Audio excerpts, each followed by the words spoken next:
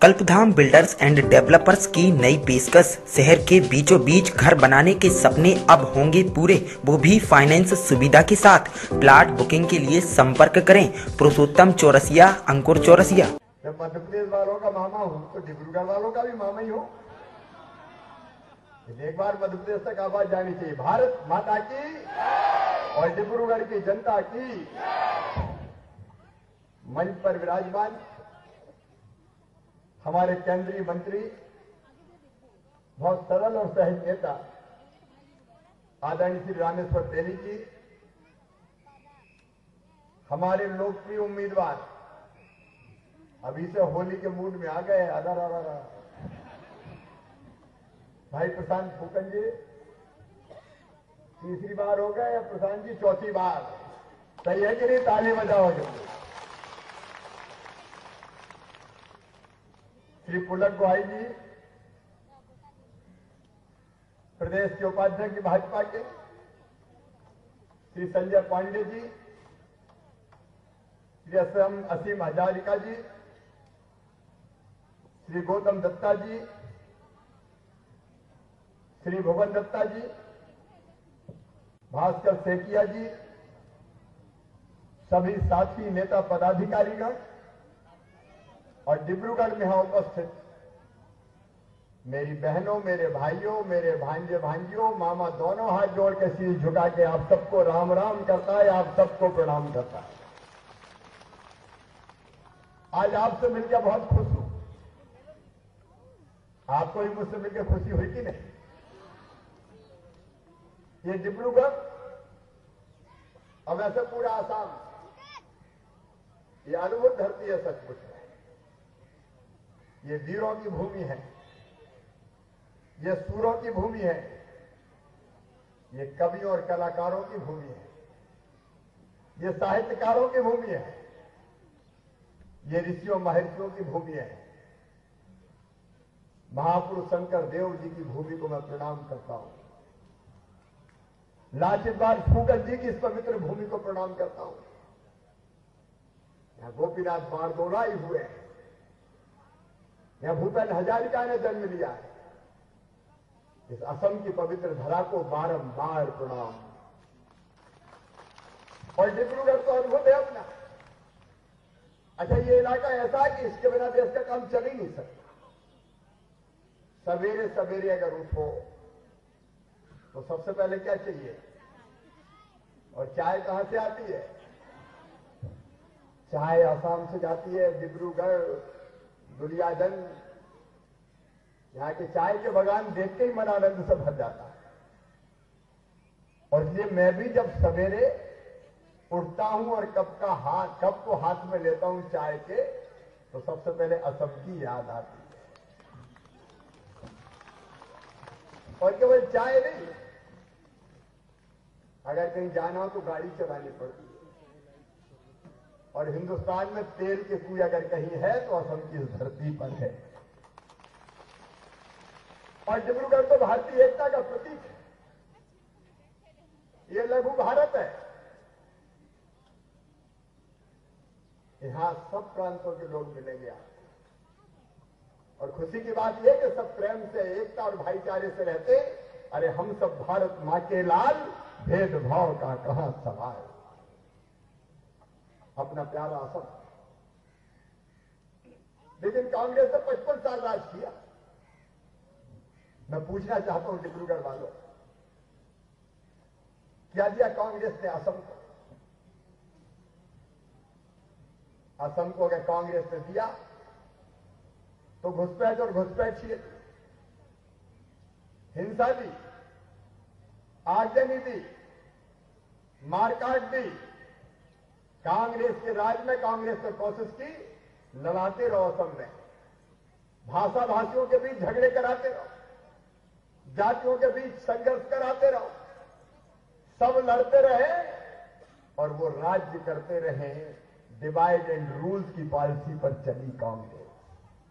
और आप ईमानदारी से देखो, भारतीय जनता पार्टी के 5 साल, पार्टी पूरे इसलिए नहीं कि एक आध साल तो कोरोना में चला गया, काम करने का मौका ही नहीं मिला। 4 एक साल में सर्बानंद जी ने, भारतीय जनता पार्टी की सरकार ने हमारे नेता श्रीमान नरेंद्र मोदी जी के नेतृत्व में जो काम किया वो सचमुच में अद्भुत और अभूतपूर्व है। आज मैं राहुल गांधी से सवाल करना चाहता हूं। 55 साल तुम्हारी पार्टी ने राज किया, उस पेड़ से भर दिए तुमने इस धरती को।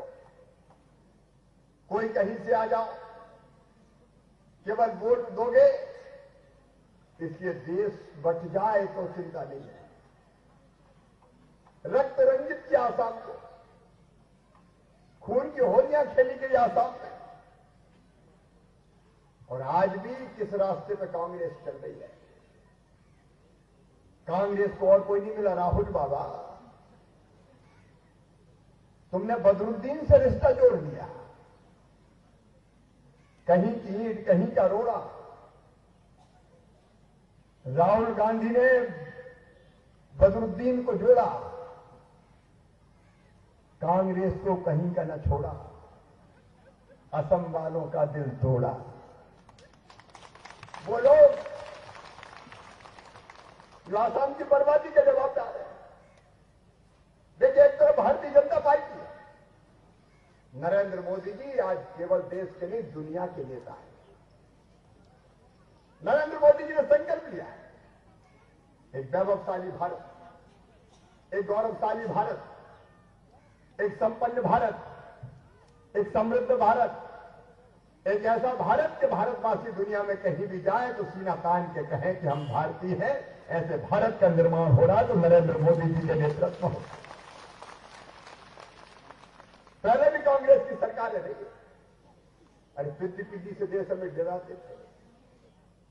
पाकिस्तान आके दिखाता था, चीन अकड़ जाता था, लेकिन नरेंद्र मोदी ने कह दिया दुनिया वालों से हम किसी को छेड़ेंगे नहीं, लेकिन किसी ने हमें छेड़ा तो हम उसे छोड़ेंगे नहीं।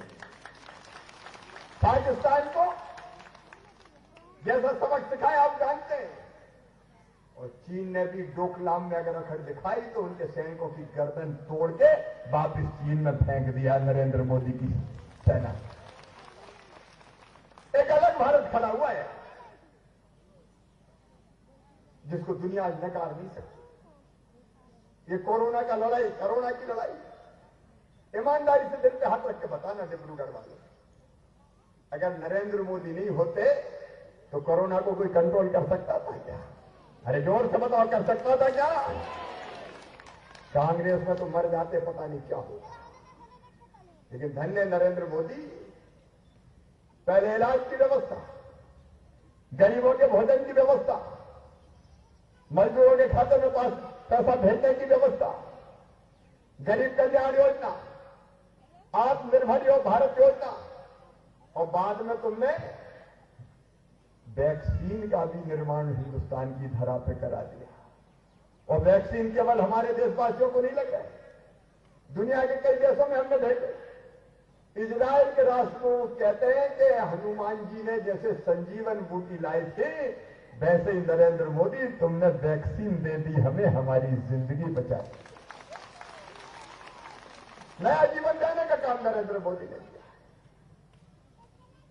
5 साल में सर्बानंद सोनोवाल जी ने, हेमंत विश्व जी ने, भारतीय जनता पार्टी ने विकास की कहानी असम की धरती पर लिखी है।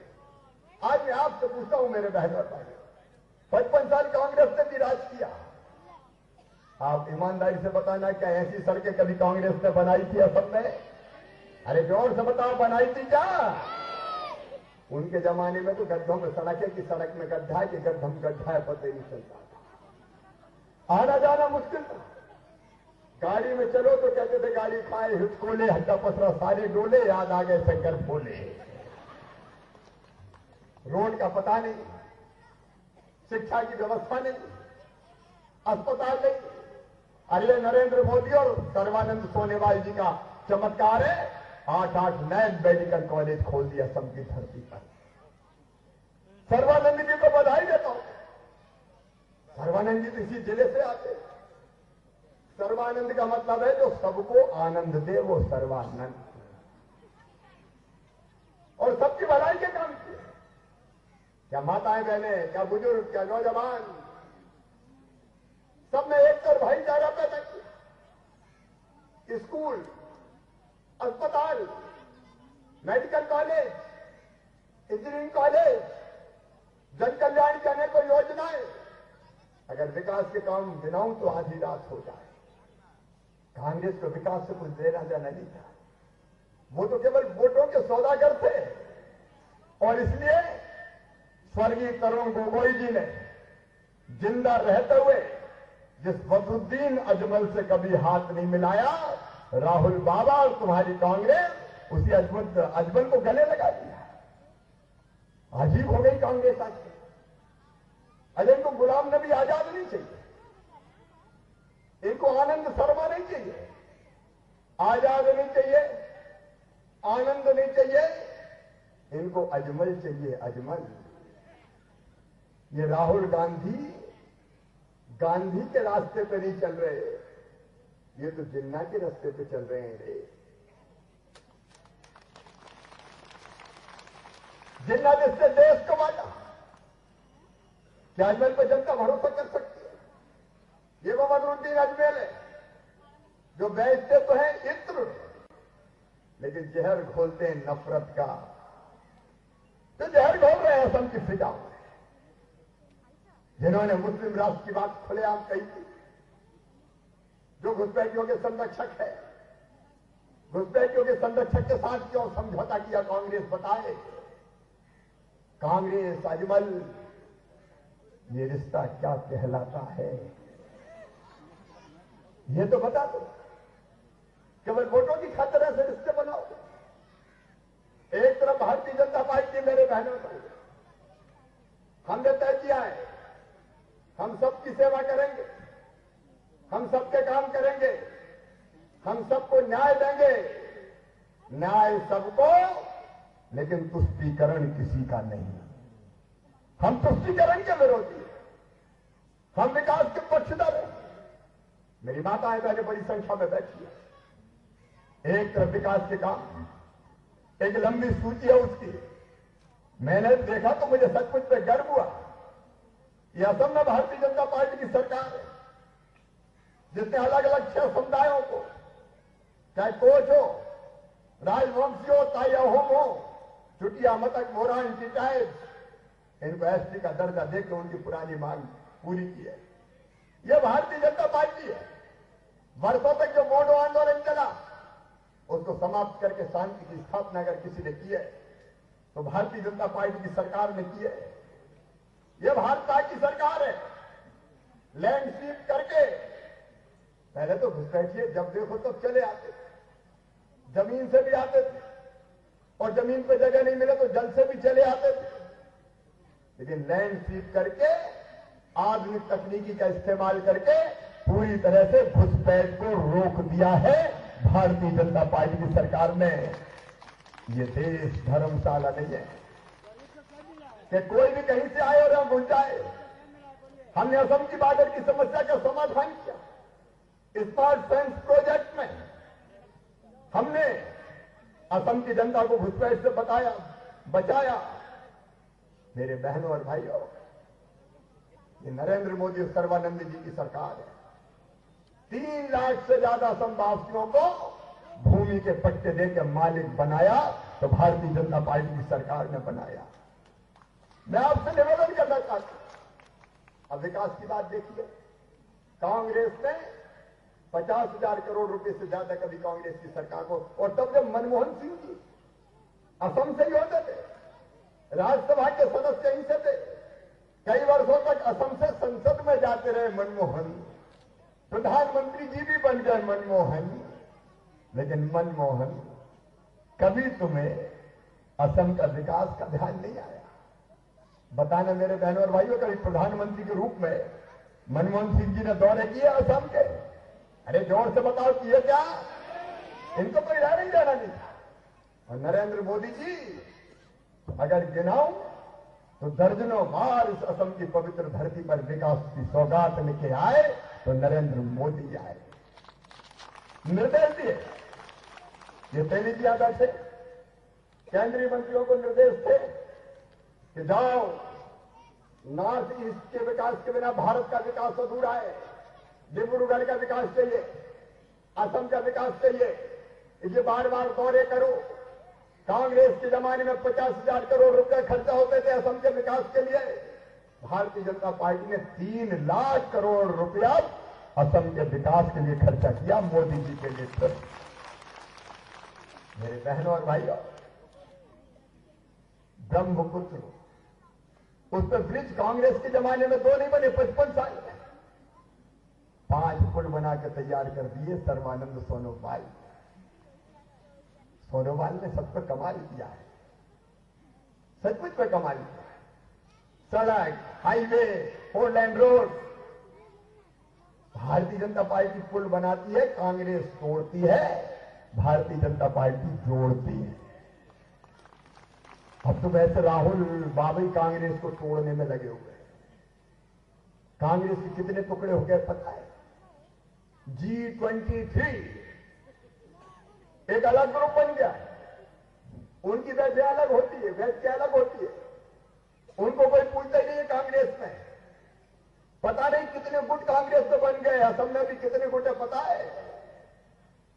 अलग अलग गुट, अलग अलग नेता। अरे भारतीय जनता पार्टी में सर्वानंद सोनोवाल, हेमंत विश्वकर्मा, भारतीय जनता पार्टी एक है।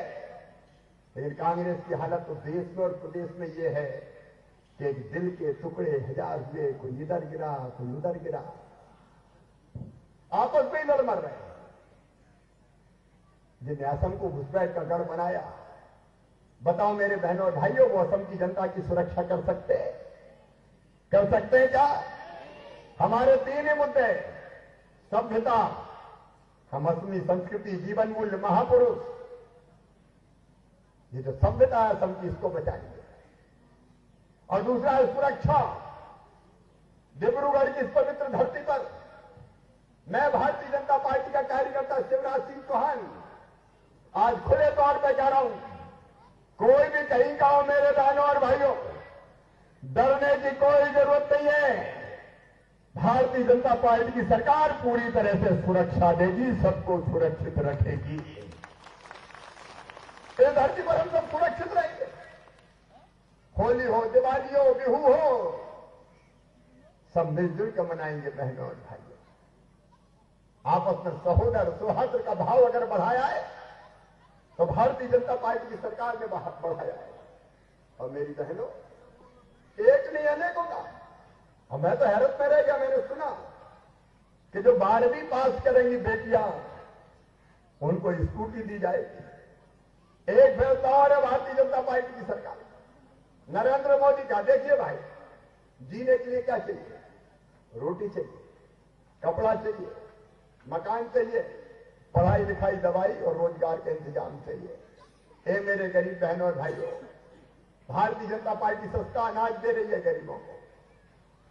और मैं आज कह रहा हूं, प्रधानमंत्री आवास योजना में लगातार गरीबों के घर बनाए जा रहे हैं। आने वाले 3 साल में असम की धरती पर कोई गरीब बिना पक्की छत के नहीं रहेगा, सबको मकान बना के दिए जाएंगे। आज किसकी सरकार होती है?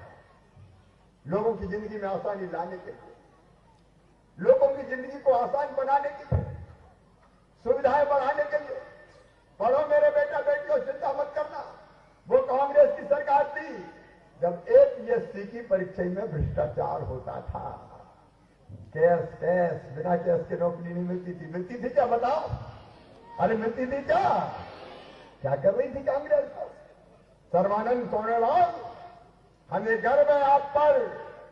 अगर APSC में किसी ने गड़बड़ की तो चेयरमैन को भी पकड़ के जेल भिजवाने का काम सर्वानंद सोनोवाल ने किया, भारतीय जनता पार्टी की सरकार ने किया। असम को भ्रष्टाचार से मुक्त किया। और अब गरीब बेटा बेटियों को जब सरकारी नौकरी मिलती है तो उनका आनंद और प्रसन्नता देखते ही बनती है। सबको बराबरी का, जिसमें टैलेंट है वो नौकरी पाएगा। ये माहौल अगर दिया है तो भारतीय जनता पार्टी की सरकार ने दिया है। मेरे बहनों और भाइयों, विशेषकर वो बहनें जो कुपोषण का शिकार होती थी, 65,000 परिवारों को सस्ता पोषण युक्त अनाज अगर दे रही तो सर्बानंद सोनोवाल जी की सरकार दे रही है। चाय बगानों में मजदूरों की मजदूरी बढ़ाने का मामला हो, इलाज के लिए मोबाइल यूनिट जो जाके इलाज करने का काम करे, 56% घरों में टॉयलेट नहीं थे, हर घर में टॉयलेट मिल जाए, रसोई गैस मिल जाए, उज्ज्वला रसोई गैस कनेक्शन, जिन घरों में बिजली नहीं थी वह सौभाग्य योजना के अंतर्गत बिजली के कनेक्शन देके हर घर को रोशन करने का काम किया, तो नरेंद्र मोदी और सोनोवाल जी ने किया। कब कांग्रेस ने ये काम किए? और अब तो 30 यूनिट तक बिजली अगर जलाओगे तो बिजली का बिल आप नहीं दोगे, भारतीय जनता पार्टी सरकार के खजाने से दिया जाएगा। ये फैसला भी हमने किया है। मेरे बहनों और भाइयों, कमजोर वर्ग की जो बहनें थी उनको साइकिल देने का काम 12वीं पास जो बेटियों ने कर ली, उनको स्कूटी देने का काम या तो भारतीय जनता पार्टी की सरकार ने किया।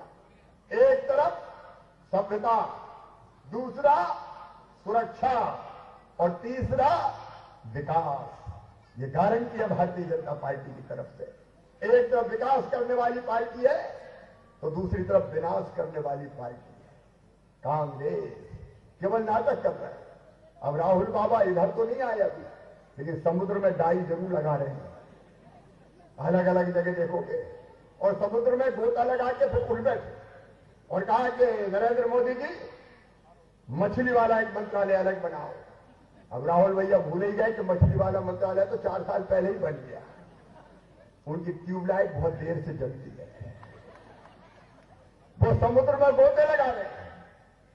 यहां बहन जी आ जाती है, टी गार्डन में चाय की पत्तियां तोड़ रही, आप सीजन में चाय की पत्ती तोड़ रही है। मेरी बहन, आप सीजन में चाय की पत्तियां स्वाद थोड़ी देंगी। चाय की पत्ती नहीं तोड़ रहे हो जैसे फिल्मों की शूटिंग करने आ गए। अब जिस पार्टी के नेता ऐसे हो गए हो, बताओ वो असम का भला कर सकते हैं क्या? जोर से बताओ, कर सकते हैं क्या? कांग्रेस का कोई भविष्य नहीं है। महात्मा गांधी ने आजादी के समय कहा था कांग्रेस का उद्देश्य पूरा हो गया बनाने का, अब कांग्रेस को भंग कर दो। पंडित जवाहरलाल नेहरू जी ने बात नहीं मानी गांधी जी की, लेकिन राहुल गांधी ने खत्म किया है कि बापू के सपने को सच करके मानेगा, कांग्रेस को खत्म करके ही दम लेगा। और कांग्रेस अब क्या विनाश के कगार पर पहुंचे। इसलिए मैं आज कन्या हूं डिब्रूगढ़ बहनों और भाई, अपना भविष्य भारतीय जनता पार्टी के हाथों में सुरक्षित है। असम का विकास, लोगों को रोजगार, गरीबों की सारी व्यवस्थाएं, असम की संस्कृति की रक्षा अगर किसी के हाथों होनी है तो वो है केवल भारतीय जनता पार्टी। एक वैभवशाली, समृद्ध और एक ऐसा असम जो विकास की दृष्टि से केवल हिंदुस्तान नहीं, दुनिया के किसी भी राज्य की बराबरी करेगा तो भारतीय जनता पार्टी के राज्य में करेगा। इसलिए आज मैं आपसे मध्य प्रदेश से कहने आया हूं, मेरे बहनों और भाइयों, कहीं चूक ना हो जाए। कांग्रेस के लोग तरह तरह की बात करेंगे। ये गठबंधन अपवित्र गठबंधन है, और गठबंधन नहीं है, ये तो ठगबंधन है। अजमल और कांग्रेस कोई तालमेल ही नहीं था। ये तो तरुण गोगोई का भी अपमान है। और इसलिए मैं आज आपसे अपील करने आया हूं, नरेंद्र मोदी जी के नेतृत्व में भारत बहुत आगे जाएगा, एक महाशक्ति बनेगा हिंदुस्तान। और आज भारत की जो स्थिति है, दुनिया का कोई देश हमें नकार नहीं सकता। आज दुनिया के किसी देश में हिम्मत नहीं कि भारत को नकार दे। मान, सम्मान और शान से आज हिंदुस्तान आगे बढ़ रहा है। और वैसे ही असम के निर्माण के काम में हम लगे हुए हैं। उसके समृद्ध और सशक्त और विकसित आसाम के लिए आप सबसे मेरी प्रार्थना है, आप भारतीय जनता पार्टी को आशीर्वाद दीजिए, कमल के फूल को आशीर्वाद दीजिए, हमारे प्रशांत फूकल जी को आशीर्वाद दीजिए। बड़े अच्छे आदमी, मुझे मजा आ गया देख के प्रशांत जी। ये तो प्रशांत दादा सवेरे से ही निकल जाते हैं स्कूटी लेके, मुझे पता चला। घर घर जाते हैं, लोगों से मिलते हैं, समस्याओं का समाधान करते हैं। वाह यार प्रशांत साहब, घर में हमें आपसे ऐसा जनप्रतिनिधि चाहिए जो आपकी समस्याओं के समाधान के दिन और रात एक करते। और इसलिए आज मैं आप सब करने आया हूं। प्रधान फूकन जी को आशीर्वाद दीजिए, भारतीय जनता पार्टी को आशीर्वाद दीजिए, कमल के फूल को आशीर्वाद दीजिए, नरेंद्र मोदी जी को आशीर्वाद दीजिए, सर्बानंद सोनोवाल जी को आशीर्वाद दीजिए। मैं सच कहता हूं, नरेंद्र मोदी गरीबों के लिए भगवान है, भगवान।